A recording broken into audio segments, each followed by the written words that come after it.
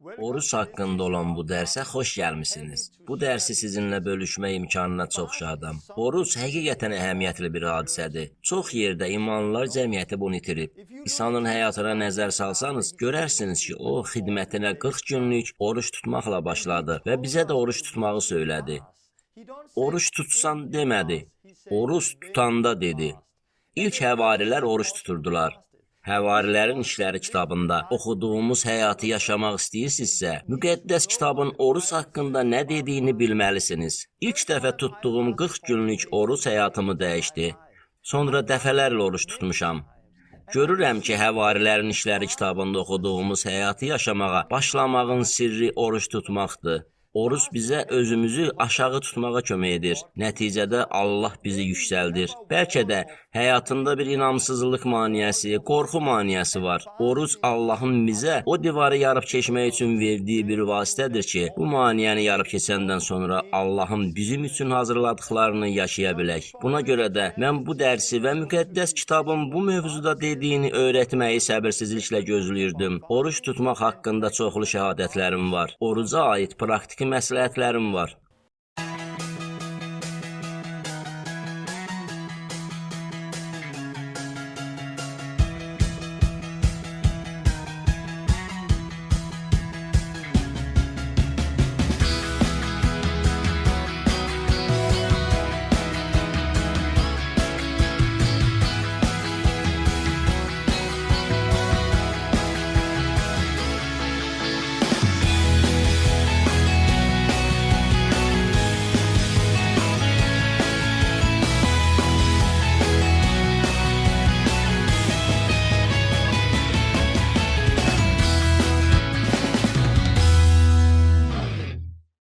Pionerlər məktəbinə xoş gəlmisiniz.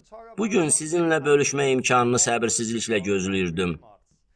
Bugün imanlılar cəmiyyətlərinin itirdiyi oruç haqqında danışacağam.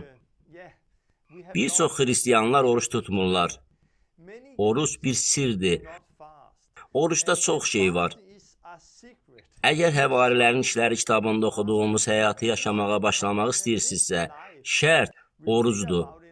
Əgər siz İsa'nın şagirdi olmaq və onun ardınca getmək istəyirsinizsə, oruc bunun ayrılmaz bir hissəsidir. Orucun nə olduğunu bilmirsinizsə, sizə deyim ki, oruc bir müddət yeməkdən imtina eləməkdir.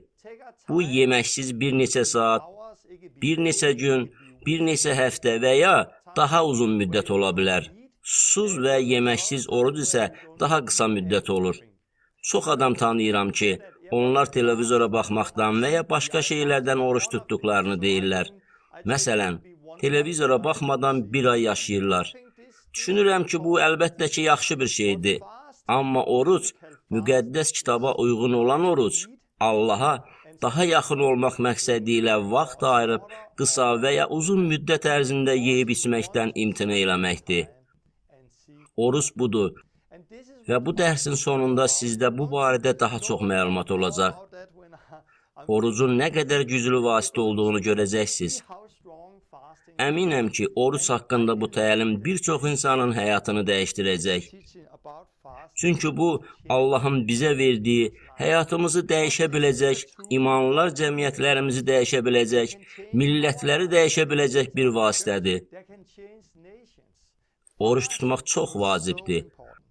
Oruç haqqında danışmağa başlamazdan əvvəl demək istəyirəm ki, Allahın pionerlər məktəbi vasitəsilə necə işlədiyi barədə biz hələ də hər gün bir çox şəhadət alırıq və bu çox xoşdur. Pionerlər məktəbinə hər gün yeni insanlar qoşulur. Bu dərsləri görməyə ehtiyac olan dostlarınız və ailəniz varsa, onlara pionerlər məktəbi haqqında danışın və onlara dərslərə qoşulmağa kömək eləyin. Dünən Almaniyadan məni ora dəvət edən bir nəfərdən qısa bir elektron post məktubu aldım. Bunu sizə oxumaq istəyirəm. Əziz Torben və ailə, axırıncı dəfə mən 4-cü dərsə qulaq asırdım. Ərim isə arxada dinləyirdi. Dərsdən sonra o, məndən onu vəftiz eləməyimi istədi. Beləliklə, dünən gecə saat 10:30-da çəlləyi doldurduq və o vəftiz olundu. Rəbbə həmd olsun. Bütün gecə yuxuda gördüm ki, insanların üzərinə əl qoyurdum və onlar şəfa alırdılar. Bu çox realdır. Bugün oğlum üçün dua elədim və onun baş ağrısı keçdi. İsa'ya həmd olsun. Sevdiyim budur. Belə şəhadətləri, sadə imanı çox sevirəm. O, Allahın kəlamı əsasında hərəkət elədi. Ərini vannada vəftiz elədi. Allahdan bir yuxu gördü və ertəsi gün əllərini ilk rast gəldiyi adamın üzərinə qoydu. Oğlu şəfa aldı. Bilirəm ki, bu yeni bir şeyin başlanğıcıdır. Mən Allahın bütün dünyada elədiyi işləri sevirəm. Sonuncu dəfə Cənubi Afrikada olmuşuq. Orada Pionerlər Məktəbinə təzəcə qoşulmuş bəzi insanlarla tanış oldum. Onlar çoxlu şəhadətlər edirdilər. Onlar bizimlə birlikdə küçələrə çıxmağa başladılar. Bu, həqiqətən güclü təəssürat idi və bir həftə ərzində Pionerlər Məktəbində ilk 11 dərsi gördüklərini söylədilər. Bu mənə çox xoşdur. Cənubi Afrikadan sizinlə bölüşəcək çox şəhadətlərim var. Oruç haqqında danışmağa vaxt ayırmaq istədiyim üçün Cənubi Afrikadan bəzi şəhadətlər barədə bir video hazırlamışıq. Onu veb-saytımızda görə bilərsiniz. Siz görə bilərsiniz ki, Pionerlər Məktəbində keçdiyim və keçəcəyim dərslər yaşadığımız həyatla eynidir. Müqəddəs ruh tərəfindən idarə olunmaq, xəstələrə şəfa vermək, əmin-amanlığa layiq olan insanı tapmaq. Allahın necə işlədiyi barədə daha sonra danışacağam. Çox qısaca deyim. Allah arvadıma dua eləməyi tapşırdı və o, bu milad ərəfəsində qapısının açıq olması üçün dua elədi. Eyni zamanda Cənubi Afrikada bir nəfər Allahın onu bizi dəvət eləməyə istiqamətləndirdiyini hiss elədi və o bizi ora dəvət elədi. O bunu imanla elədi. O vaxt pulu yox idi. Lakin o, Allahın kəlamına və Allahın ona söylədiklərinə uyğun hərəkət elədi. Qısa müddətdən sonra, bir neçə həftə ərzində onun şirkətinə bu qədər pul gəldi və onun bizi dəvət etməyə və səfərimizi ödəməyə pulu oldu. O bizə 9.000 ABŞ dolları göndərdi. Ora gedib qayıtmağımıza təxminən bu qədər lazım idi. Amma o göndərəndən sonra fikirləşdi. Yox, bu sifarişdən gələn bütün gəlir ona verməliyəm. Bütün bu məbləği o xidmətə xərcləməliyəm. Sonra o gəliri hesapladı və o da elə 9.000 dollar oldu. Sifarişdən olan gəlirlə göndərdiyi məbləğ arasında cəmi 2 dollar fərq var idi. Beləliklə, bu onun üçün bir işarə oldu və o, sadəcə Allahın, müqəddəs ruhun onu istiqamətləndirdiyini bildi. O vaxtdan bəri Allah ona böyük xeyir-dua verdi. İndi isə son yarım ildə şirkəti vasitəsilə o 100 minlərlə dollar qazanıb. Allah ona xeyir-dua verdi. Biz ora gedəndə o artıq xeyir-dua almışdı. Əvvəlki videoda bunu deməmişdim. Amma o mənə dedi ki, videomu görüb, müqəddəs ruhda vəftiz olunmaq, dillərdə danışmaq istəyib, amma bacarmayıb. Beləliklə, oturub söhbət elədik. Sonra bir otağa keçdik. Söhbət elədikdən sonra o birdən hər şeyi başa düşdü. Bir otağa getdik və mən onun üçün dua elədim. Müqəddəs ruh onun üzərinə gəldi və o görüntüdə bəzi sözləri gördü. Bu sözləri deməyə başlayanda dillərdə danışdı. Daha bir şey baş verdi. Mən bu adama bunu dedim. Biz bilirdik ki, Allah bizi ora göndərib. Mən dərsdə müqəddəs ruh tərəfindən idarə olunmaqdan danışırdım. Ona görə də bilirdim ki, biz oraya Allah tərəfindən göndərilmişik.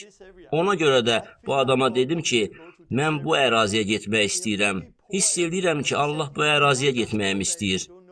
Çox kasıb ərazidir. Dedi ki, heç kimi tanımırsan, gedə bilməzsən. Ancaq mən ora getmək istəyirəm. Onda Allah bir qapı açdı. Küçəyə çıxdığımız ilk gün qoltuq ağacı ilə gəzən bir qadın şəfa aldı. O, 7 ay əvvəl qəzaya düşərək dizini zədələmişdi. Qadın şəfa aldı.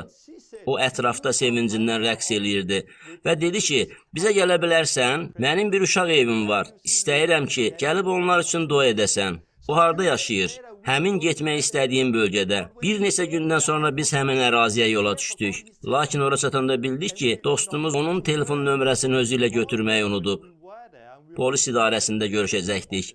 Telefon nömrəmiz olmadığı üçün polis idarəsinə girdik və polislə danışmağa başladıq. Həmin qadın da oraya gəldi. Polis bizim məsihçi olduğumuzu bildi. Beləliklə polis rəisi ilə danışırdıq. O dedi ki, sən göydən göndərilmisən, içəri gir. Bizi kabinetinə apardı və bir neçə gün əvvəl yazdığı bir çox müqəddəs kitab ayələrini bizə göstərib dedi. Bu ərazidə Allaha böyük ehtiyac var. Bizim üçün dua edə bilərsinizmi?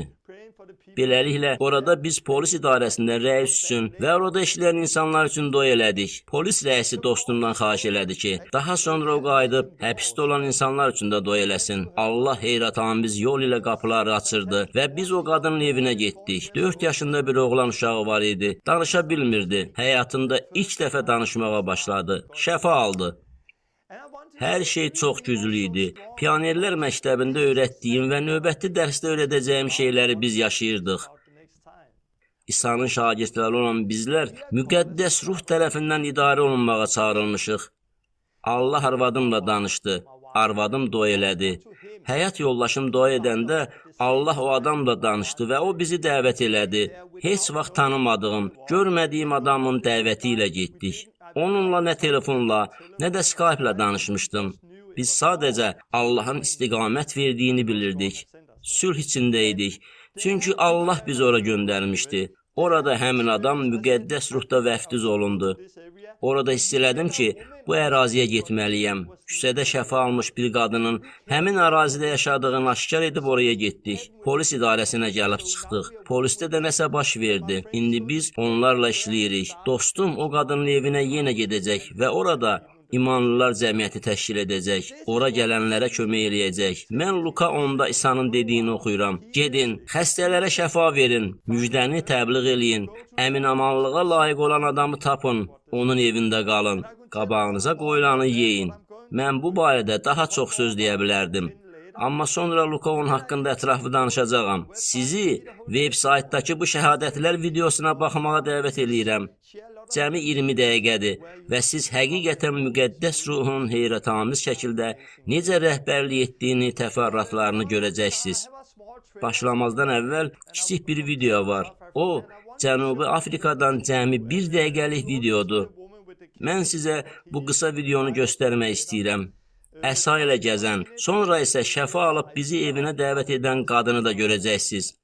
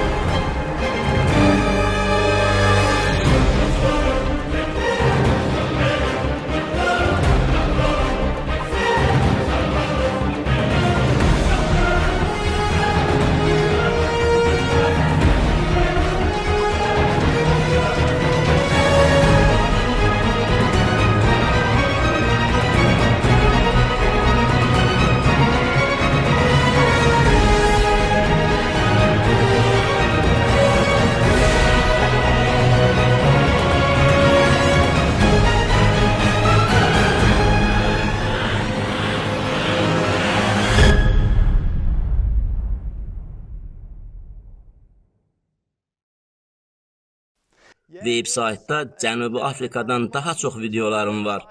Bunlara baxıb Cənubi Afrika haqqında daha çox şey görə bilərsiniz.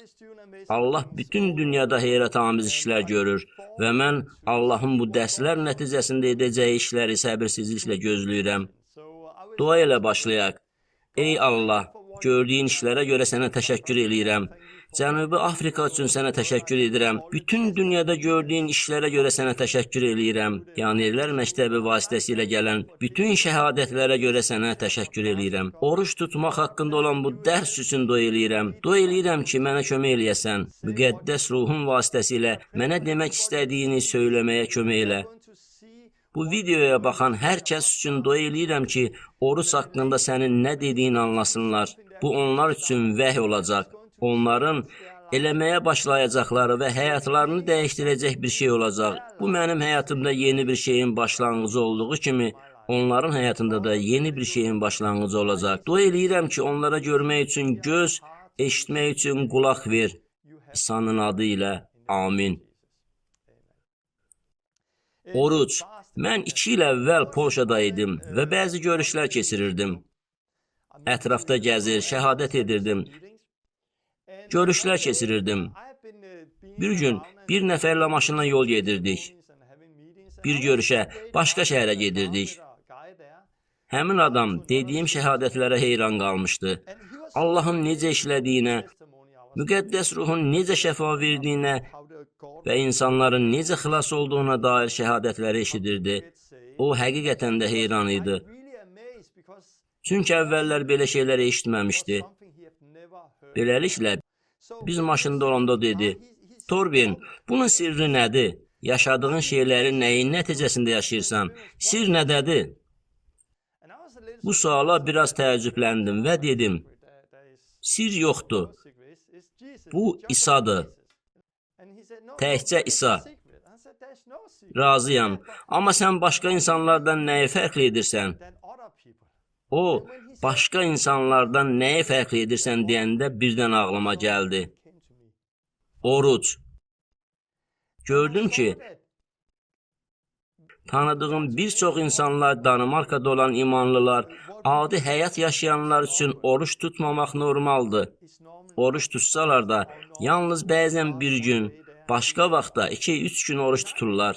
Mən 40 gün oruç tutmuşdum, 20 gün oruç tutmuşdum. Mən çox oruç tuturdum. Gördüm və mənə aydın oldu ki, oruç tutmaq mənim həyatımda böyük bir sirdir. İndi mən sizə oruç haqqında təlim verəcəyəm. Və sonra öz həyatımdan bəzi şəhadətləri bölüşəcəyəm. Necə oruç tutdum? Oruç həyatımı necə dəyişdi? Sonra oruç tutmaq üçün praktiki məsləhətlər verəcəm. Bir daha gördüm ki, oruç şəxsən mənim bu həyatımı yaşamağımın sirridir. Mən ilk dəfə şəfa üçün dua elədim və adamlar şəfa aldılar. İnsanlar xilas oldu. Bunlar orucun nəticəsində baş verdi. İlk dəfə Allahın məni müqəddəs ruh tərəfindən idarə etdiyi güclü bir hadisəni oruç tutanda yaşadım. Oruçluq dövründəykən ilk dəfə çox güclü bir yuxu gördüm.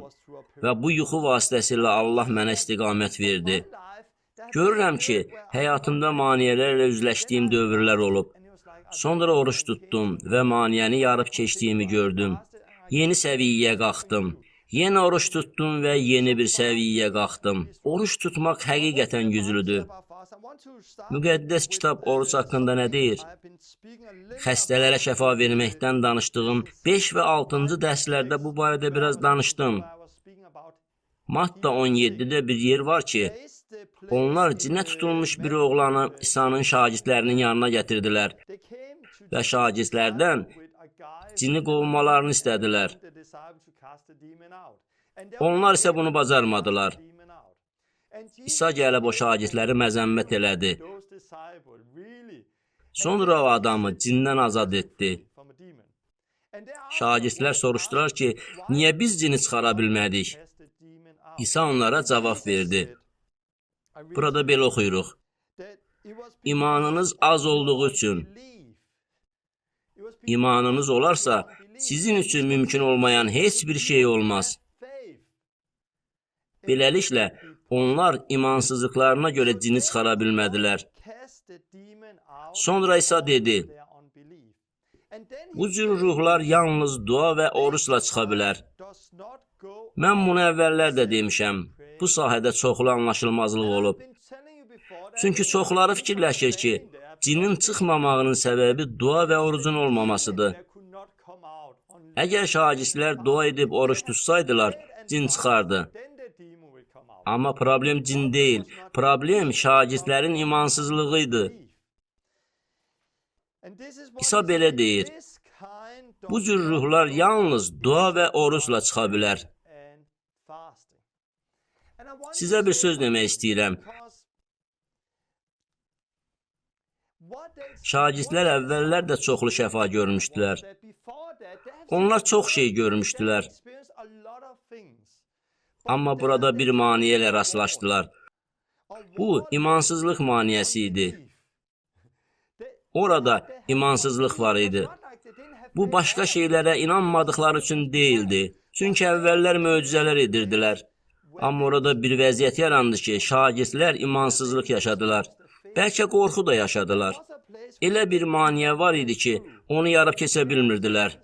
İsa bu cür deyəndə qorxu və imansızlığı nəzərdə tuturdu. Qorxu və imansızlıq yalnız dua və oruçla çıxar. Şəxsən mən bunu həyatımda görmüşəm. Həyatımda təkrar elə bir dövr yaşamışam ki, orada imansızlıq maniyəsi, qorxu maniyəsi ilə üzləşirdim. Yarıb keçə bilmədiyim bir maniyə ilə qarşılaşdım. Allahla yaşayırdım və birdən bu maniyə ilə üzləşdim. Onu yarıb keçə bilmədim. Amma oruç tutanda, dua eləyəndə, yəni oruç və dua nəticəsində görürəm ki, bu maniyə uçub gedir. Həyatımdakı maniyəni yarıb keçirəm. Bunu həyatımda dəfələrlə görmüşəm. İlk dəfə oruç tutanda heç vaxt xəstələrə şəfa verməmişdim. Heç vaxt cin qovmamışdım. Heç kimi Məsihə gətirməmişdim. Təcrübəmdə bunlar yox idi. O zaman necə başlaya biləcəyimdən xəbərim yox idi. Mənə bunu göstərəcək heç kimim yox idi. Mən tamamilə tək idim və tək olduğum üçün çox şey görmürdüm. Təkcə qarşımdakı böyük bir maniyəni görürdüm. Bu maniyəni yarıb keçmək çox çətin idi. Amma o gün, o vaxt mən 40 gün oruç tutmağa qərar verdim. Və bu oruç sayəsində həyatımda nə isə dəyişdi. Və mən o maniyəni yarıb keçdim. O maniyəni yarıb keçəndən sonra hər şey yenə asan idi. Beləcə davam edirdim. Sonra yenə qorxu ilə üzləşdiyim bir yerə gəldim. Üzərimə imansızlıq çökdü. Sonra nə oldu? Yenə oruç tutdum. Güc aldım. Qorxu getdi, imansızlıq getdi. Məndə yenə sadə iman yarandı və maniyəni yarıb keçə bildim. Buna görə də hesab eləyirəm ki, həyatımızdakı maniyələri yarıb keçmək üçün oruç tutmaq sizin və mənim üçün vacibdir. İsa'nın burada söylədikləri budur. Oruç haqqında demək istədiyim daha çox şey var. Oruçla bağlı vacib bir şey var. Orucun bununla əlaqəsi var. Qürur. Oruç həyatımızda qüruru yox eləyir. Qürur böyük günahdır. Həm də böyük bir məsələdir. Qürur dünyada gördüyümüz ilk günahdır. Lusifer və ya şeytan. O, Allah kimi olmaq istədi və daha çoxunu istədi. Ürəyindəki qürur səbəbilə günaha batdı. Adəm və Həvva da eyni ilə düşündülər. Bu ağacdan yesək, çoxlu bilik əldə edəcəyik. Allah kimi olacağıq. Bu nə idi? Bu qürur idi. Bəs nə oldu? Günaha batdılar. Babil qülləsi. Günaha batdılar. Tarixə nəzər sala bilərsiniz. Şaul, Davud, Allahın kəlamında o qədər nümunə görə bilərsiniz ki, burada böyük problem, böyük günah qürurdur. Qüruru yox eləmək istəyəndə oruç tutmaq vacibdir. Məncə, qüruru hər kəs özündə yox eləməlidir. İsa qürur və təvazökarlıq haqqında çox şey deyir. Həlim olmaq barədə, özümüzü yüksəltməmək haqqında. Burada bir söz deyir, kim özünü yüksəldərsə aşağı tutulacaq və kim özünü aşağı tutarsa yüksəldiləcək. Beləliklə, əgər özünü yüksəltsən, mən Allah kimi olmaq istəyirəm, daha çoxunu istəyirəm desən, onda aşağı tutulacaqsan. Allah səni alçaldacaq. Amma əgər özünü Allahın qarşısında aşağı tutsan, Allah səni yüksəldəcək. Kəlam bunu deyir. Kim özünü yüksəldərsə, aşağı tutulacaq. Kim özünü aşağı tutarsa, yüksəldiləcək.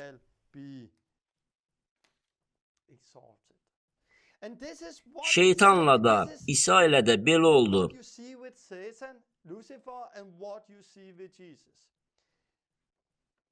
Lusifer özünü ucaltdı və aşağı endirildi. İsa özünü alçaltdı və ucaldıldı. Bu böyük sirdir. İsa'nın həyatında da bunu görürük. İsa təvazökar idi.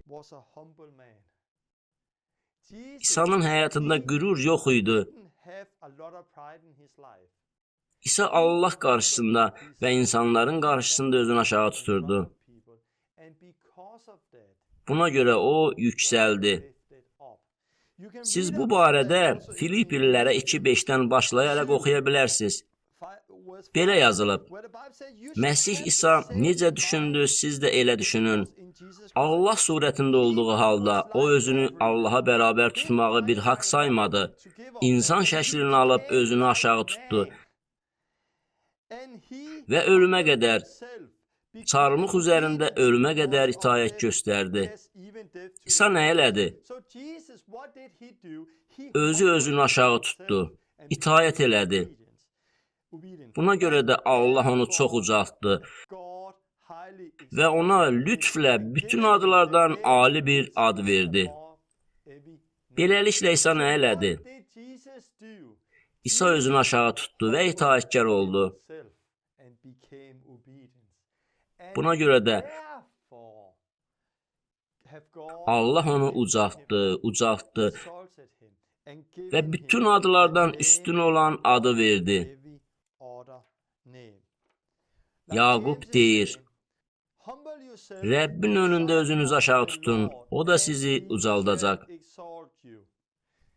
Sizə bir sual vermək istəyirəm. Bizi kim aşağı tutmalıdır? Özümüz, yoxsa Allah? Müqəddəs kitab deyir, özünüzü aşağı tutun. Siz özünüzü aşağı tutun. Bunu biz eləməliyik. Siz və mən özümüz eləməliyik. Hər birimiz özümüzü aşağı tutmalıyıq. Özümüzü Allahın qarşısında aşağı tutduğumuz zaman o bizi ucaldacaq. Zəbur 35:13-də Davud deyir, oruç tutub canıma zülm eləyirdim. Oruç tutanda belə olur. Özümüzü aşağı tutanda, oruç tutanda özünüzü Allah qarşısında aşağı tutursunuz. Sən özünü aşağı tutursan və buna görə də Allah səni ucaldacaq. O səni yüksəldəcək. Bu çox vacibdir. Çox heyrətamiz şeylər yaşamışam. Çoxlu heyrətamiz şəhadətlərim var. Allahın işlərinə heyranam. Hazırda Allahın bütün dünyada bu xidmət vasitəsilə etdiklərinə heyranam. Mən bu qədər böyük şeylər yaşayanda problemim nə ola bilər? Qürur. Qürur böyük bir şeydir. Bir çox insanın qürur problemi var. Hər zaman çoxlu müsbət sözlər eşidəndə qürur ola bilər. Qürurlana bilərsiniz. Amma mənim üçün bu həyatda böyük bir məsələ deyil. Çünki oruç tuturam və oruç tutmağım məni özümü aşağı tutmağa kömək eləyir. Oruç mənə Allahdan asılı olduğumu görməyimə kömək eləyir. Bunları mən yox, Allah eləyir. Mən müxtəlif ölkələrdə görüşlər keçirəndə hamı eyni sözü deyir. Torben, mən səni televiziyada görmüşəm. Elə bilirdim ki, əl çatmaz, yüksəklikdəsən. Amma sən bizim kimi adi adamsan. Bunu eşitməyə çox sevirəm. Amma adamlar həmişə belə olmur. Bir çox adam qürurlu, təkəbbürlü olur və nəticədə dəyişirlər. Onlar ruhda başlayır, cisimdə dayanırlar. Problemin səbəbi də bunlardır. Amma siz oruç tutanda, mən oruç tutanda çox təvazökar oluruq. Çünki oruç tutanda mən zəif oluram, çox zəif oluram. Cismim zəifləyir, ruhum güclənir. Zəif olduğum üçün bilirəm ki, şərəfə layiq olan mən deyiləm. Mənim vasitəmlə bu işləri görən Allahdır. Çünki mənim cismimdə yaxşı heç nə yoxdur.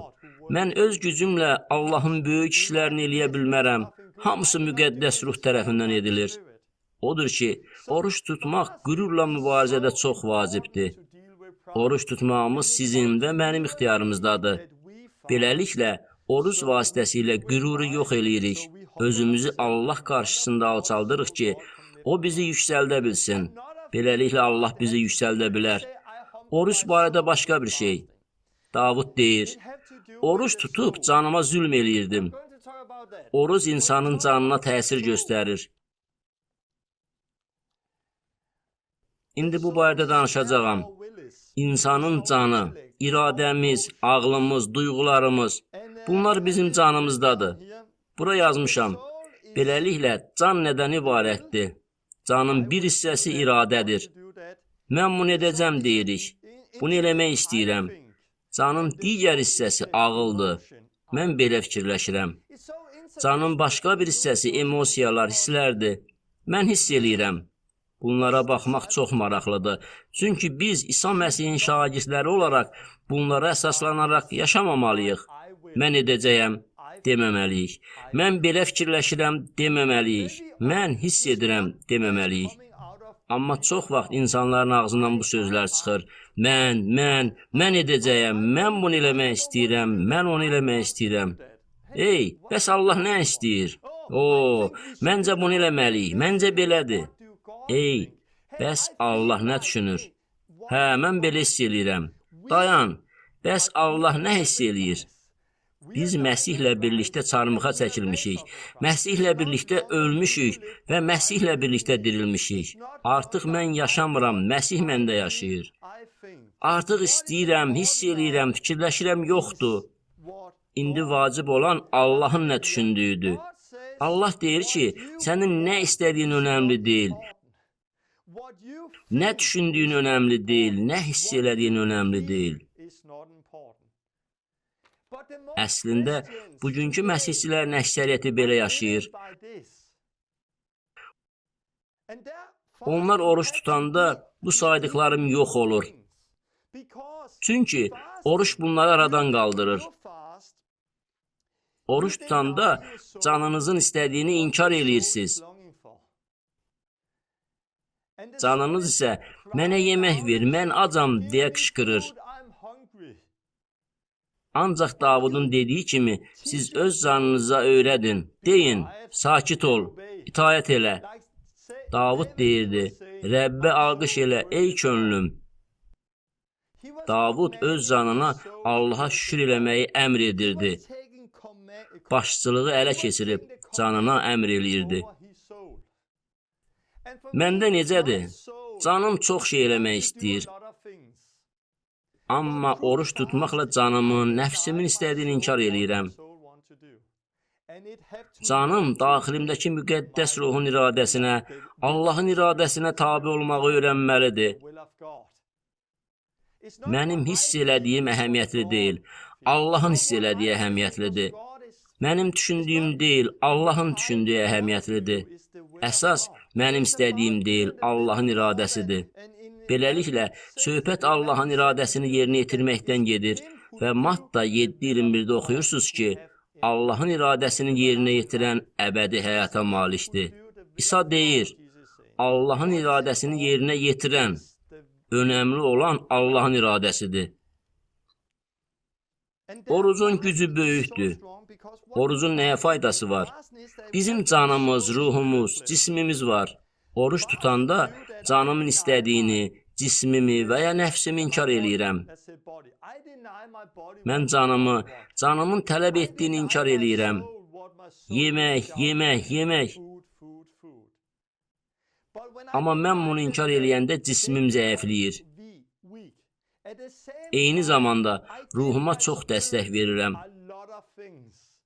Beləliklə, cismim zəifləyir, ruhum güclənir. Buna görə də oruç tutanda Allahdan eşitmək çox asandır. Oruç tutanda röyalar görmüşəm. Keçən dəfə 20 gün oruç tutdum.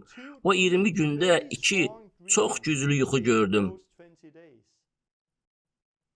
Demək istəyirəm ki, oruç tutmaq çox vacibdir. İndi sizə yuxulardan birini danışacağam. Oruç vaxtı gördüyüm yuxulardan biridir. Keçən dəfə 20 gün oruç tutdum. 2 yuxu gördüm. Danimarkada dövlət kilsəsində idim. Lüteran kilsəsində idim. Mən o Lüteran kilsəsində idim.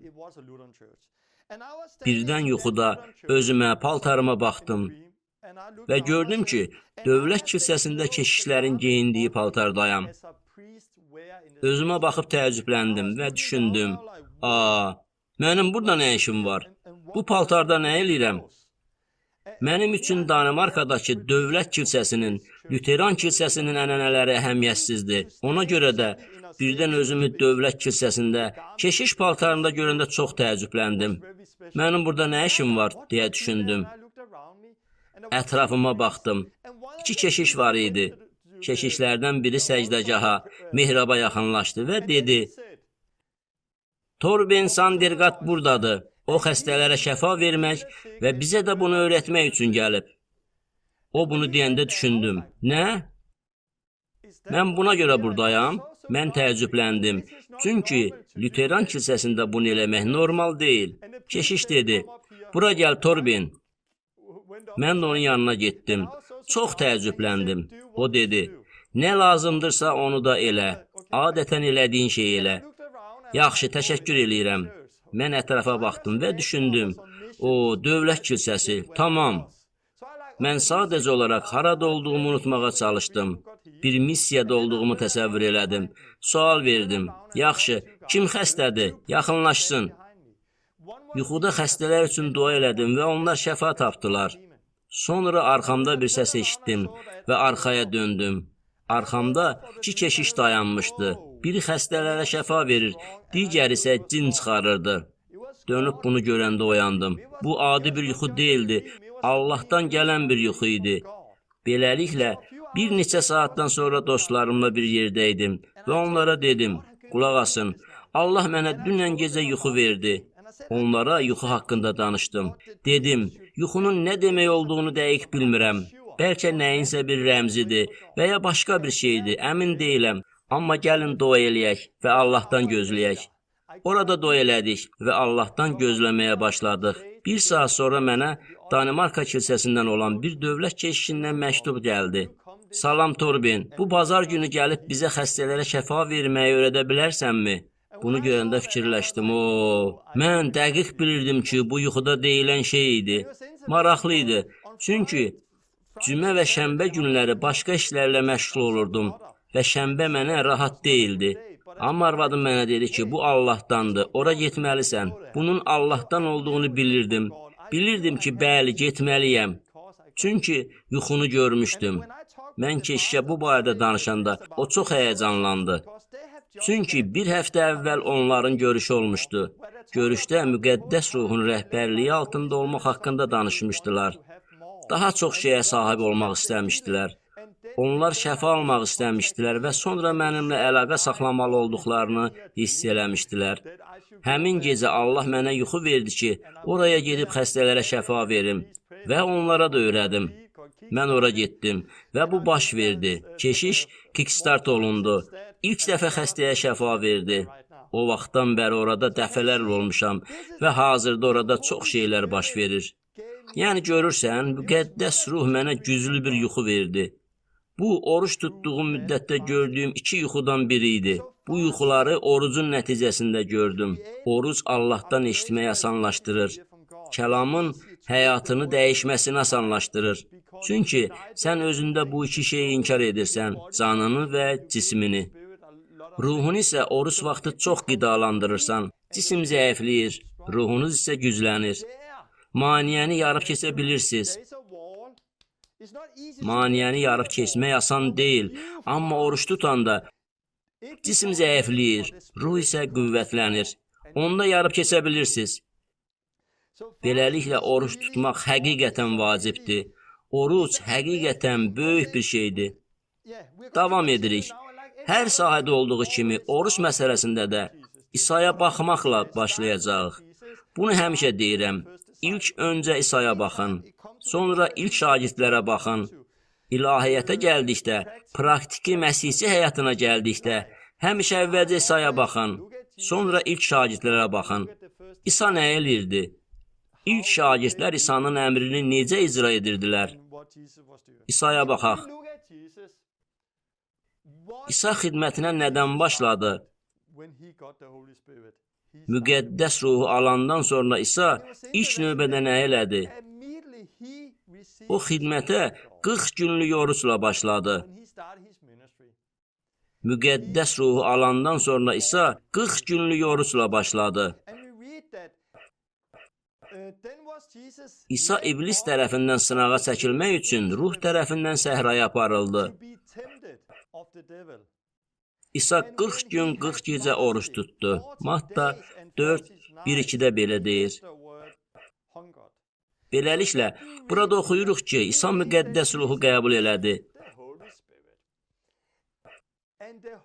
Müqəddəs ruh İsanı oruç tutmağa, 40 gün 40 gecə oruç tutmaq üçün səhraya apardı.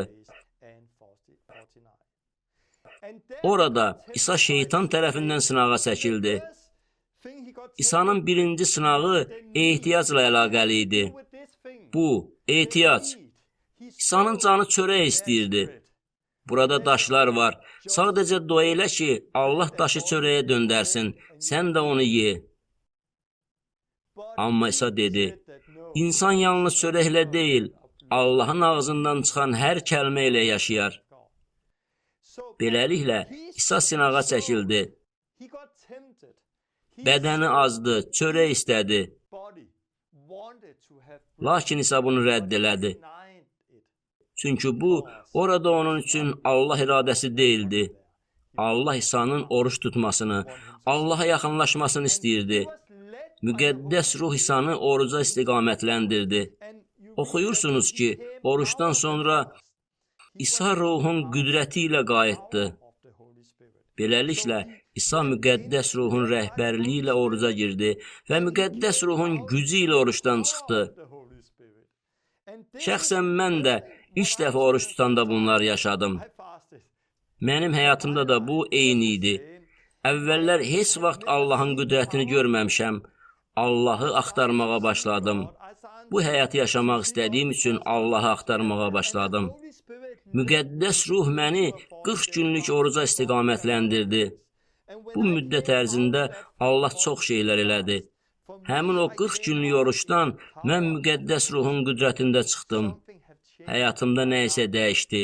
Allah qarşısında özümü aşağı tutdum. O da məni ucaltdı. Öz iradəmi, canımın istədiklərini inkar eləmişdim. Ona görə də müqəddəs ruh məni asanlıqla idarə eləyirdi. Bu barədə Matta 4-də oxuya bilərsiniz. Matta 6-da dağüstü vəzdə İsa müxtəlif şeyləri öyrədir. O deyir ki, biz fariseylərə bənzəməməliyik. İnsanlara özümüzü göstərmək üçün biz çox şey eləyirik.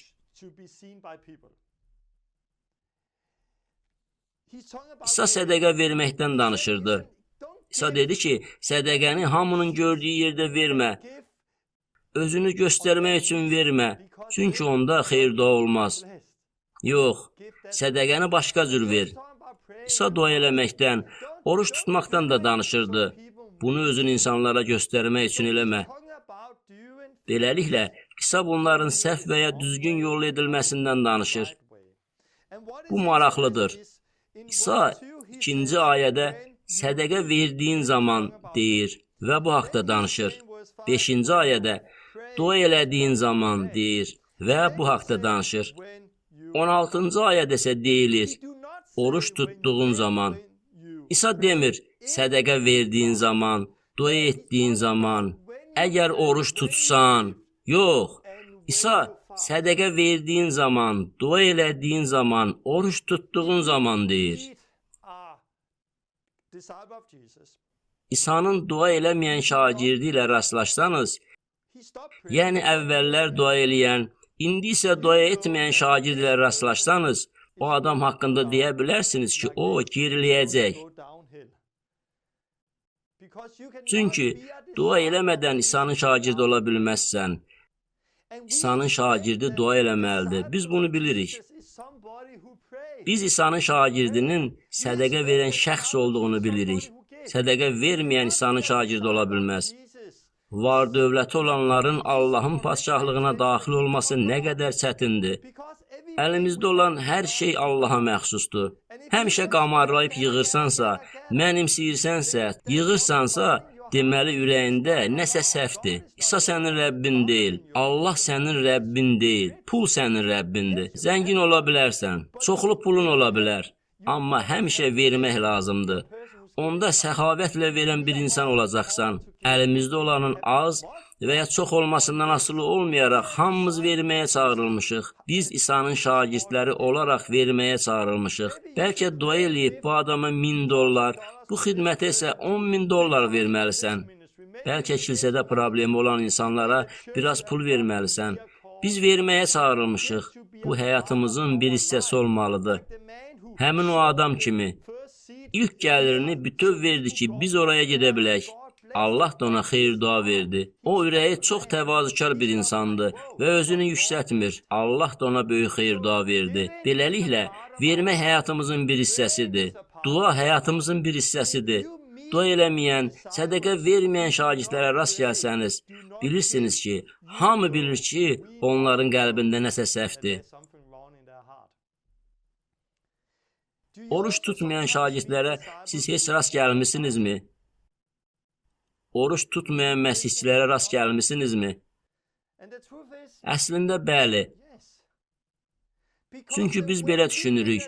Sədəqə verdiyimiz zaman, dua elədiyimiz zaman və əgər bir gün müqəddəs kitab məktəbinə gedəndə bir gün oruç tutmuş olsan və ya kilsədə xidmətdə olarkən oruç tutsan, lakin oruç təkcə xidmət üçün deyil, hamı üçündür. Rəbbimiz İsa bizdən verməmizi gözləyir. O bizdən dua eləməyimizi gözləyir və o bizdən oruç tutmağımızı gözləyir. Ona görə də İsa dedi, sədəqə verdiyin zaman, dua elədiyin zaman və oruç tutduğun zaman bizdən oruç tutmaq gözlənilir. İsa bizdən, səndən, məndən oruç tutmağımızı gözləyir.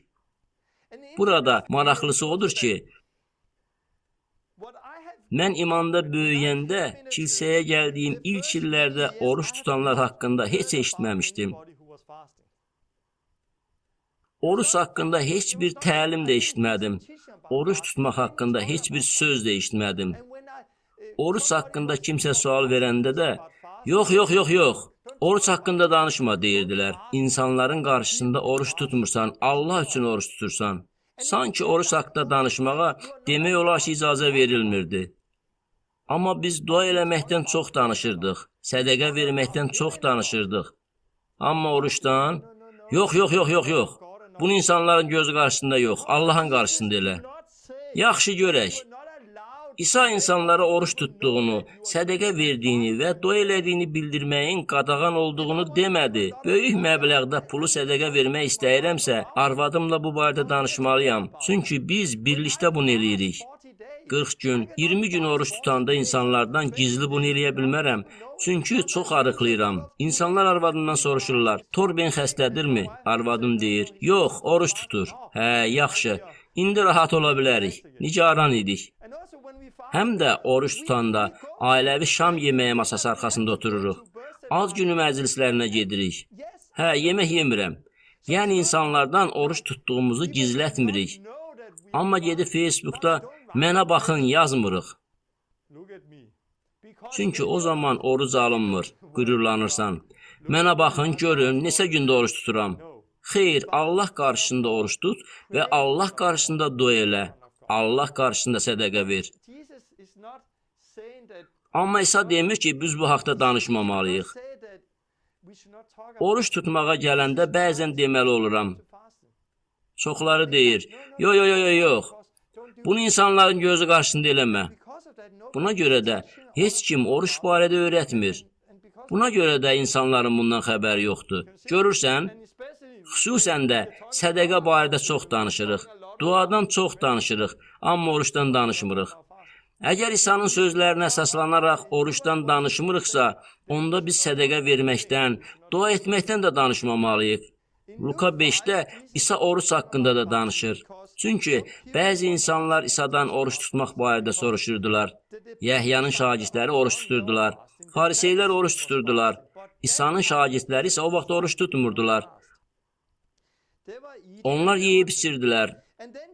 İsa onlara bəy haqqında danışdı. İsa bəydir və o insanlara dedi: Bəy yanlarında olanda sağdışı və solduşu oruç tutmağa məcbur edə bilərsinizmi? Lakin bəyin onların arasından aparılacağı günlər gələcək və o zaman oruç tutacaqlar. İsa nə dedi? İsa dedi ki, bəli, Yəhyanın şagirdləri oruç tuturlar. Fariseylərin şagirdləri oruç tuturlar. Onun şagirdləri isə onunla bir yerdə olduqları üçün indi oruç tutmurlar. Amma gün gələcək, İsa aparılacaq. O günlərdə oruç tutacaqlar. O hansı günlərdir? İndiki günlərdir. İsa göydə, Allahın sağ tərəfindədir. Beləliklə, İsa bəy olaraq bizdən götürülüb və indi biz oruç tuturuq. Bir gün İsa geri qayıdacaq və biz onunla olacağıq. İsa şagirdləri ilə oruç haqqında danışarkən, əgər oruç tutsanız demir, oruç tutduğunuz zaman deyir. Gəlin davam eləyək. İlk şagirdlərə baxaq. Görək onlar İsa'nın dediyi kimi oruç tutublarmı və bunu necə ediblər? Həvarilərin işləri 13:2-3-də şagirdlərin oruç tutduqları barədə oxuyuruq. İlk şagirdlər oruç tuturdular. Biz burada oxuyuruq. Bu adamlar Rəbbə xidmət edib oruç tutarkən müqəddəs ruh onlara dedi: Barnabə ilə Şaulu, mənim tapşırdığım iş üçün ayırın. Beləliklə, burada oxuyuruq ki, onlar Rəbbə xidmət edərək oruç tutarkən müqəddəs ruh onlara dedi. Onlar oruç tuturdular və burada oxuyuruq ki, oruç tutduqları zaman müqəddəs ruh onlara Barnaba və Şaulu xidmət üçün ayırmağı tapşırdı. Beləliklə, oruç tutub dua etdikdən sonra Barnaba ilə Şaulun üzərinə əllərini qoydular və onları yola saldılar. Fikir verin ki, onlar oruçda idilər. Ötən dərsdə müqəddəs ruhla idarə olunmaq barədə danışmışdım. Müqəddəs ruh ilk imanlılar cəmiyyətinin böyük bir hissəsini təşkil edirdi. Oruç da ilk imanlılar cəmiyyətinin böyük bir hissəsini təşkil edirdi. Onlar oruç tutub əl qoydular və onları yola saldılar. Beləliklə, oruç böyük işi. Oruç böyük iş idi. Bu çox böyük bir şey idi. Paul öz həyatı haqqında danışarkən onu həqiqi şagird, həqiqi həvari, İsa Məsihin həqiqi davamçısı eləyən şey barədə danışır. Sonra başına gələn çox şeylərdən danışır. Özünün keçdiyi şeylərin tam siyasını göstərir. Məhz bunlar onu həqiqətən İsa'nın şagirdi, davamçısı elədi. Özünüz oxuya bilərsiniz. Bu barədə 2 yerdə yazır. 2 Korinfillərə 6:5-də Paul döyüləndə, həbslərdə, qarışıqlıqlarda, zəhmətdə, yuxusuz qalanda, acılıqlarda yazır. Başqa bir yerdə, zəhmət və əmək çəkdim, dəfələrlə yuxusuz qaldım, aclığın, susuzluğun dadını gördüm, çox vaxt yemək, soyuqda paltar tapmadım. Beləliklə, görürsünüz ki, Paul oruç tuturdu. Paul tez-tez oruç tuturdu. Paul digər insanlara İsa Məsihin həqiqi şagirdi olduğunu göstərmək üçün oruç tutduğunu nümunə gətirir. Beləliklə, Paul oruç tuturdu. İlk şagirdlər oruç tuturdular. Lakin oruç yalnız əhd-i cədiddə deyil. Oruç barədə əhd-i ətiqin lap əvvəlindən oxuya bilərsiniz. Ester'in kitabı. Məsələn, Mələkə Ester Yəhudi idi. Orada Haman da var idi. Haman Yəhudiləri və Mordekayı öldürmək istəyirdi. Ona görə də Mordekayı asmaq üçün dar ağacı hazırladı.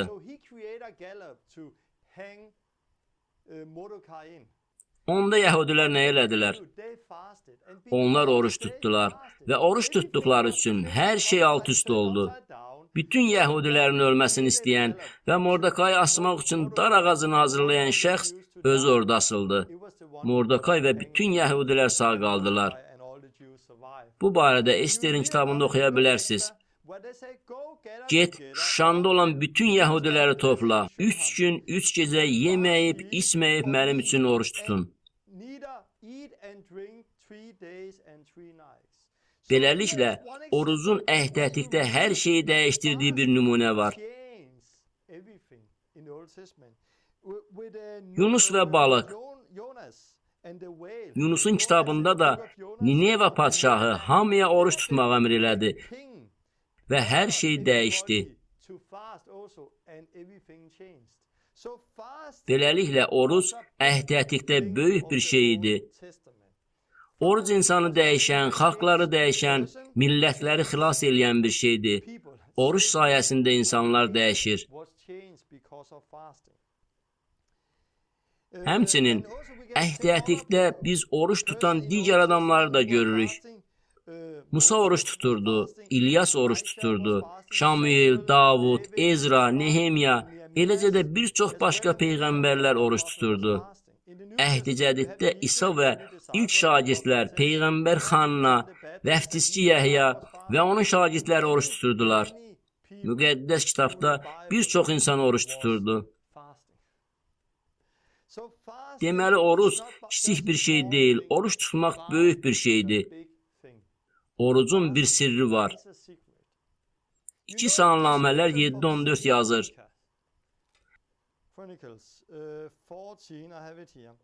Əgər mənim adımla çağırılan xalqım özünü aşağı tutarsa, bunu necə eləyə bilər? Oruç tutmaqla özünü aşağı tutar. Dua eləyib məni axtararsa və pis yollarından dönərsə, o vaxt göydən eşidib onların günahını bağışlayacağam və torpaqlarını sağaldacağam. Bu, əhdətlikdə təkrar gördüyümüz şeydir. İnsanlar oruç tutmaqla, dua eləməklə və pis əməllərindən çəkinməklə özlərini aşağı tuturlar. Allah da gəlib onların torpağına şəfa verdi. Odur ki, ümid edirəm orucun vacib bir şey olduğunu başa düşürsən. Yaxşı, oruç tutmaq. Bunu necə elədim? Mən özüm 40 gün oruç tutmamışdan əvvəl oruç tutmaqda böyük təcrübəm yox idi. Bir neçə il əvvəl oxuduğum bir müqəddəs kitab məktəbində oruç tutmağa çalışdım. İmanda yeni idim. O məktəbdə təlim keçirdim. Bir neçə gün oruç tutmağa çalışdıq. Biz oruç tutmağa cəhd elədik. Çünki oruç tutmağa cəhd eləməliydik. Bu yaxşı təcrübə deyildi. Mən bundan böyük bir şey almadım. Sadəcə ac idim. Ancaq bir neçə il sonra həyatımdan o qədər məyus oldum ki, həyatım müqəddəs kitabda oxuduğum hər şeydən çox uzaq idi. Şəfa görmürdüm. İnsanların azad edilməsini görmürdüm. Müqəddəs ruhun rəhbərliyini görmürdüm. Burada oxuduqlarımdan heç nə görmürdüm. Bir gün Lukanın müjdəsini oxuyurdum. Orada bar verməyən əncir ağacı haqqında oxudum. O, 3 il bar vermədən dayanmışdı. Sonra isə sərt bir söz dedi. Çünki bağın sahibi ağacı kəsmək istəyirdi. Meyvə vermədiyi üçün əncir ağacını kəsmək istəyirdi. Luka 13:8-9-da bağban deyir. Ağa, bir ildə buna dəymə. Mən onu belləyib dövrəsinə peyin tökərəm. Gələn il bu ağac meyvə gətirsə, yaxşı. Yox, gətirməsə, onu kəsərsən. Deməli, o məsələdə oxudun ki, bu ağac 3 il bar vermədi. Sonra dedi ki, yox, daha bir il verək. Gələn il bar verməsə, onu kəsə bilərik. Oxuyanda bu ayə mənim üçün canlandı. Vay, o vaxt gördüm ki, mən o əncir ağacıyam. O vaxt mən 6 il idi ki, məsihçi idim, ancaq lazımı bar vermirdim. Qalatiyalılara 5:22-də ruhun səmərəsi barədə oxuyuruq. Məhəbbət, sevinç. Ancaq başqa növ barda var. İsa deyir, siz məni seçmədiniz. Mən sizə müqəddəs ruhu verdim. və sizi təyin elədim ki, gedib bəhrə verəsiz. Mən bunu eləmirdim, gedib bəhrə vermirdim. Mən həmin o əncir ağacı idim. 3 il yox, 6 il bir yerdə dayanmışdım, bar vermirdim. Bu ayə mənim üçün canlandı, onu dərk elədim. Allah mənimlə danışdı. Həmin o əncir ağacı mən idim. Öz-özümə düşündüm. Vay, Allah mənə daha bir il vermək istəyir. Və Allah mənə daha bir il verdi. Mənə daha bir il verdi. Ətrafımı belləyib dövrəmə peyin tökdü. Gələn il meyvə verməsəm, məni kəsəcəkdi. Bu mənim üçün o qədər aydın oldu ki, mən orada oturmuşdum və bilmirəm niyə, amma indi radikal bir şeyin baş verəcəyini bilirdim. Beləliklə oruç tutdum. Həmin gündən başladım və 40 gün oruç tutdum. Mən tort yerdim, amma boşqabı özümdən belə itələdim. Dedim, indi 40 gün oruç tuturam. O vaxt 40 gün oruç tutan adamları tanımırdım. Müqəddəs kitabda İsa'nın 40 gün oruç tutduğu barədə oxumuşdum. Lakin Danimarkada mən 40 gün oruç tutanları çox da tanımırdım. Sadəcə bunu dəqiq bildim və bir gün 40 günlük oruca başladım. İlk 9 gündə yalnız su içdim. Həqiqətən çətin idi. Düzünü desəm, çox çətin idi.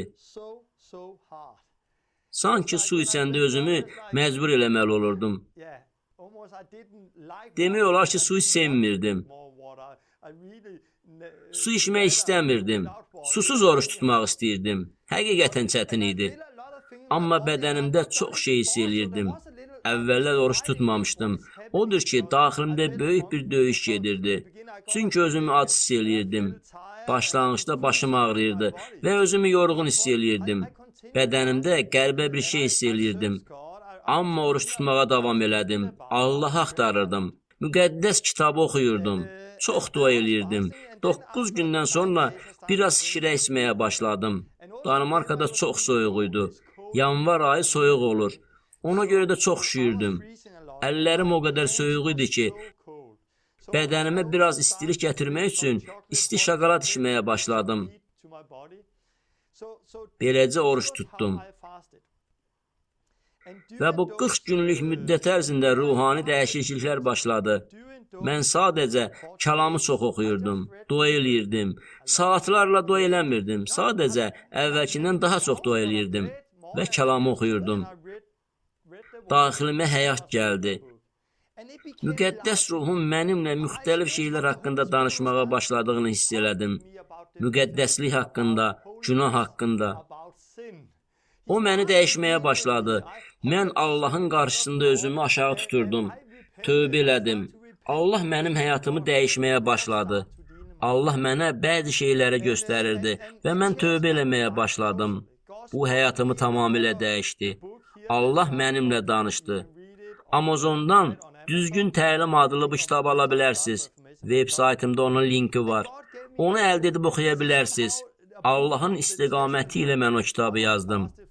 Bu kitab bir şəhadətdir. Necə 40 gün oruç tutdum. Allah həyatımı necə dəyişdi və bu kitabı mənə necə verdi. Hər gün bir fəsil yazırdım. 2 həftəyə bitirdim. Bu kitab həyatımı dəyişdi. Bugün elədiyim hər şey bu kitabdan başladı. Ancaq həyatımdakı dəyişikliklər barədə bəzi başqa şeylər də demək istəyirəm. Çətin idi. Əvvəllər heç vaxt yaşamadığım daxili mübarizəni yaşayırdım. Ağlıma hər cür fikirlər gəlirdi. Tutduğum bu oruç Allahın istədiyi oruç deyil. Yox. Yaxşısı budur, indi biraz yemək ye, biraz ye, gücün olsun. Zəif olmaqdansa, küçəyə çıxıb müjdəni təbliğ elə. Hər cür fikirlər durmadan ağlıma gəlirdi. Sonra bərk bir ağrı hiss elədim. Sən xəstəsən, sən öləcəksən. Bu cür fikirlər hər zaman ağlıma gəlirdi. Öləcəksən, xəstəsən. Bu Allahın istədiyi oruç deyil. Yemək ye, bundansa yemək ye. Və küçəyə çıxıb müjdəni təbliğ elə. Yemək ye və başqa işlərlə məşğul ol. Bu oruç nəyə lazımdır? Bu sadəcə sənin öz fikrindir. Bütün bu mübarizələr var idi. Tez-tez soyuducunu açıb yeməyə baxırdım. İndi mən, yox. Sonra küçəyə çıxırdım və mübarizə davam eləyirdi. Döyüş gedirdi. Həqiqətən mübarizə aparırdım və içimdə mənəvi bir mübarizə var idi. Hər gün mübarizə getmirdi.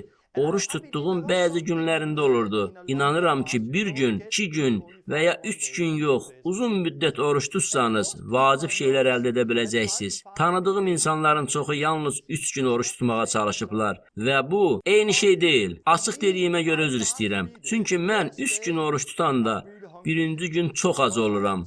Çünki yeməməyə alışmalıyam. Çox az oluram. İkinci gün, əvvəllər yediyim bütün yeməklərin, bütün zəhəri bədənimizdən çıxır. Oruç tutanda bütün sistem təmizlənir. Buna görə də ayaq yoluna gedəndə sidiyin rəngindən də bunu görürsən. Tünd sarı olur. Çünki hər şey bədəninizdən çıxır. Beləliklə, ikinci gün bədəninizdən zəhər çıxır və çox vaxt başınız ağrıyır. Məndə belə idi. Başım ağrıyır, başım ağrıyır. Üçüncü gün isə siz 4-cü günü səbirsizliklə gözləyirsiniz. Çünki yemək yeməyə hazırlaşırsınız. Bəzən belə olur. Lakin daha uzun müddət oruç tutanda fərqli dövrlər yaşayırsınız. Yaşadığınız ilk günlər bu mübarizədən keçirsiniz. Sonra 3-cü gündən 7-ci günə qədər bədən zəif olur. Oruca alışmalı olduğunuz bir dövr. Sonra böyük bir dövr başlayır. Çoxlu enerjiniz olur, çox şey eləyə bilərsiniz. Yorulmursunuz və az deyilsiniz. Allah sizinlə danışır.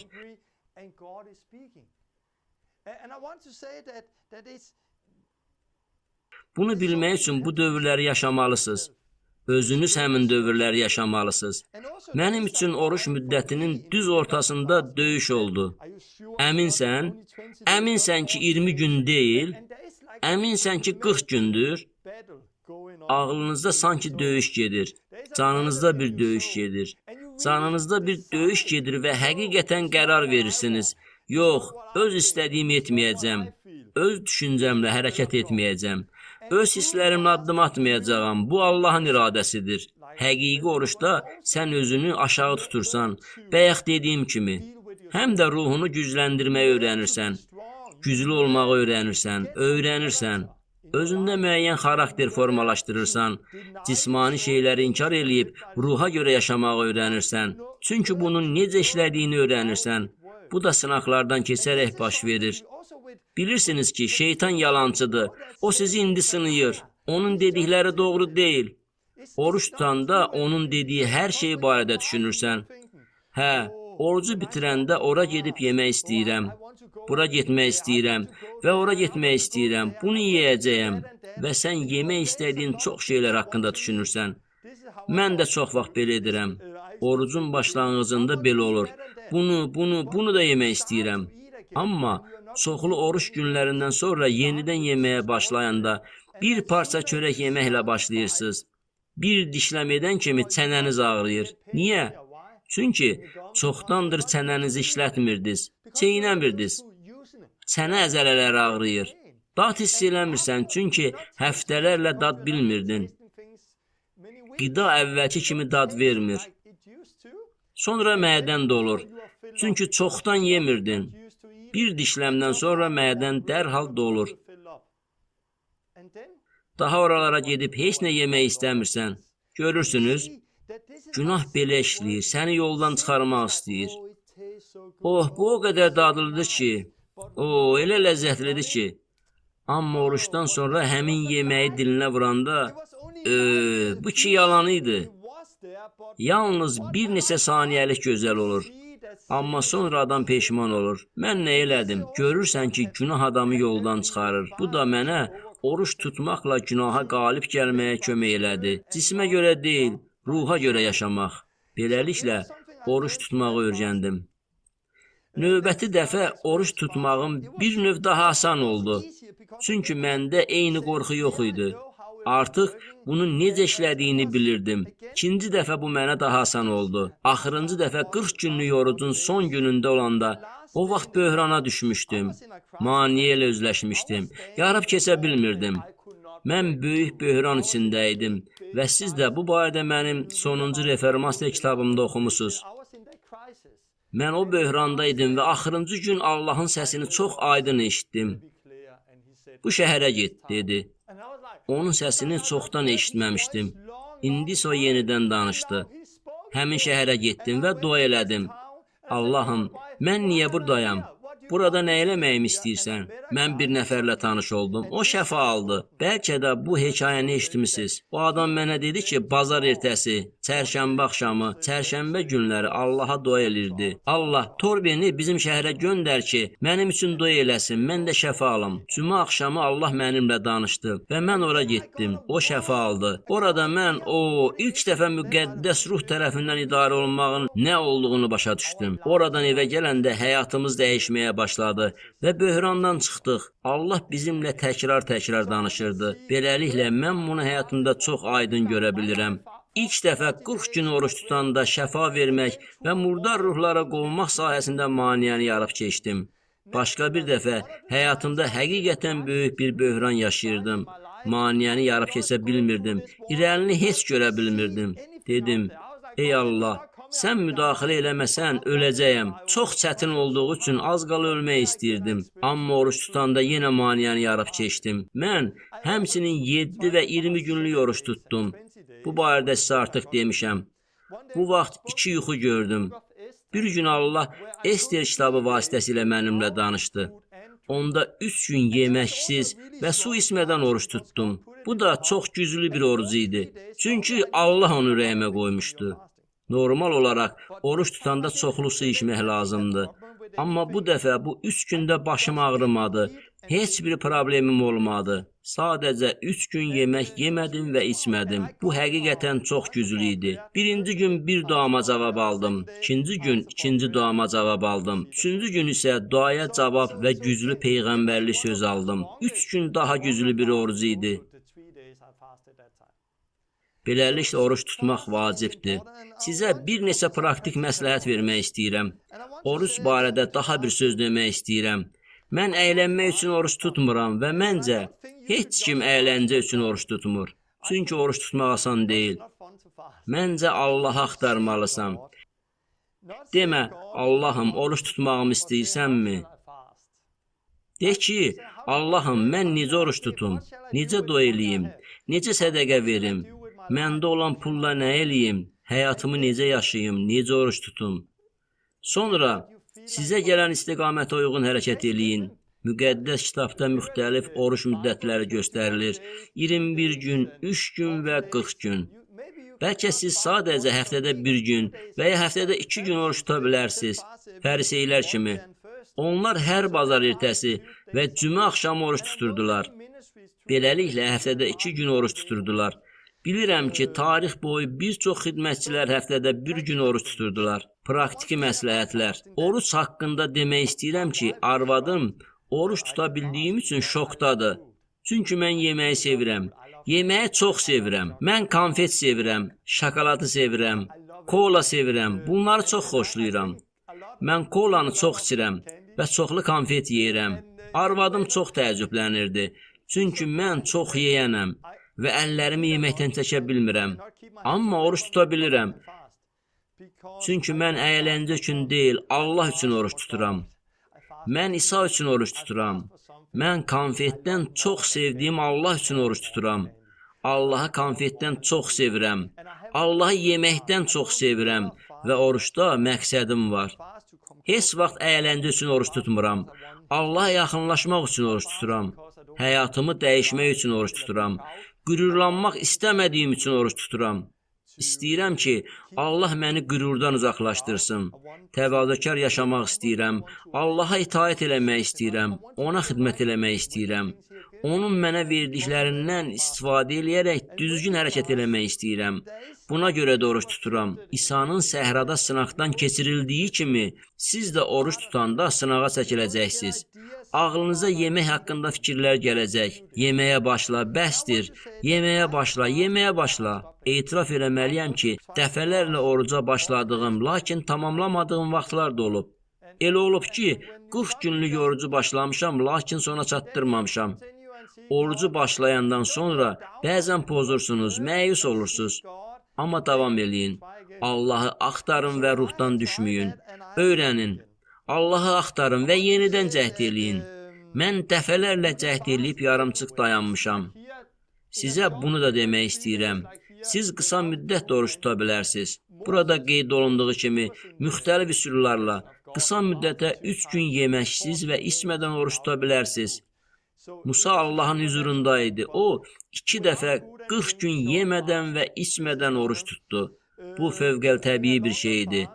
Ancaq yeməksiz və susuz qısa müddət oruç normaldır. Uzun müddət oruç barədə. Uzun müddət oruç tutmaqdan əvvəl isə yaxşı olar ki, oruca başlamazdan bir gün əvvəl çox qəhvə içməyin, çoxlu ət yeməyin. Çünki o həzm sisteminizdə olacaq. Əgər siz çoxlu qəhvə içsəniz, onda bir çoxları kimi baş ağrılarınız ola bilər. Çünki toksinlər sisteminizi tərk etməlidir. Buna görə də uzun müddət oruca başlayanda addım-addım başlamaq yaxşı bir şeydir. Mən bunu ilk dəfə oruç tutanda bilmirdim. Amma bu yaxşı şeydir. Başqa bir şey odur ki, oruçdan çıxanda çox yemək yeməyin. Çünki mədəniz yenidən yeməyə alışmalıdır. Odur ki, az-az yeməyə başlamaq yaxşıdır. Çünki mədəniz yediyiniz qədər yeməyə öyrəşəcək.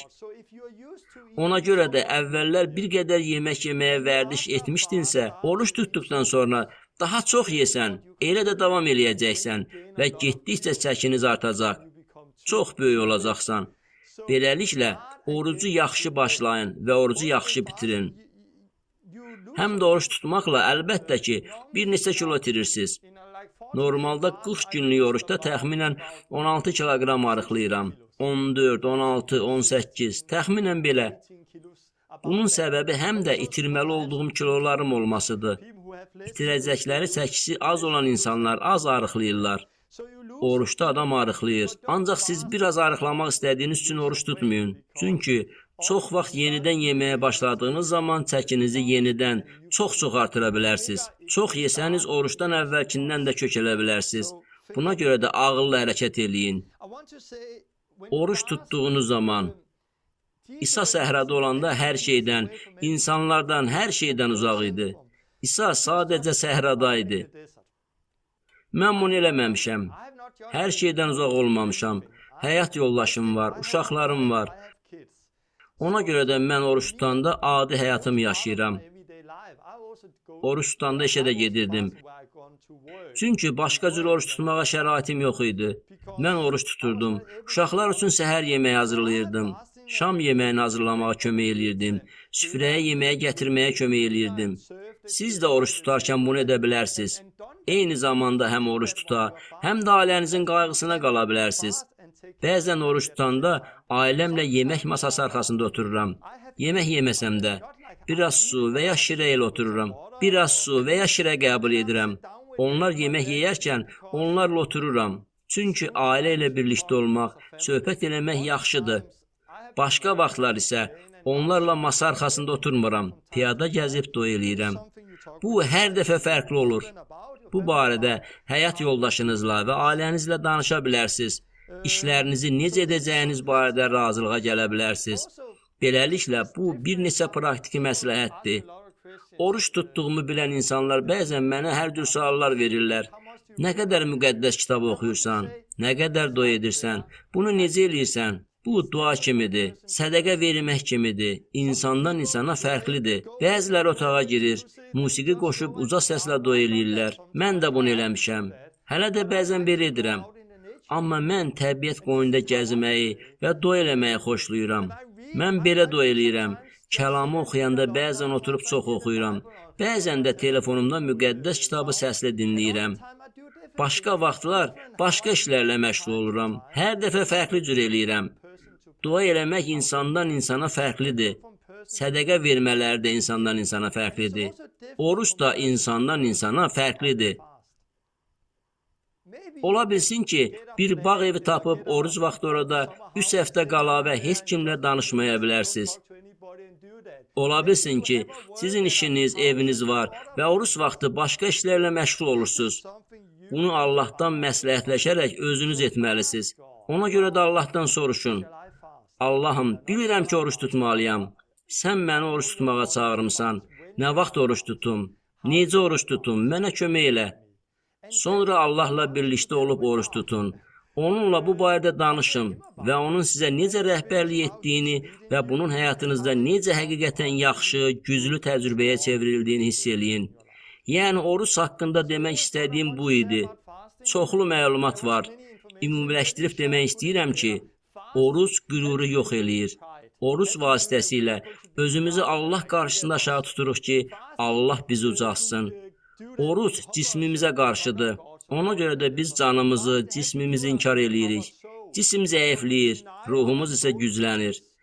Həyatımızdakı maneələri yarıb keçə bilirik. Bunlar orucla bağlı bəzi şeylərdir.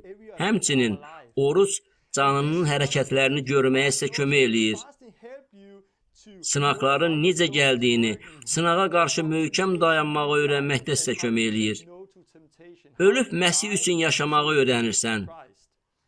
Başqa bir şey. İsa özü oruç tutmuşdu. İsa demişdi, oruç tutduğun zaman, sədəqə verdiyin zaman, dua elədiyin zaman, ilk şagirdlər oruç tuturdular. Orucun böyük təsiri var. Əhd-i Ətiqdə də oruc var idi. İsa Məsihin şagirdlərinin həyatında oruc mütləq olmalıdır. Oruç tutduqda bədənimizdə müxtəlif şeylər baş verir.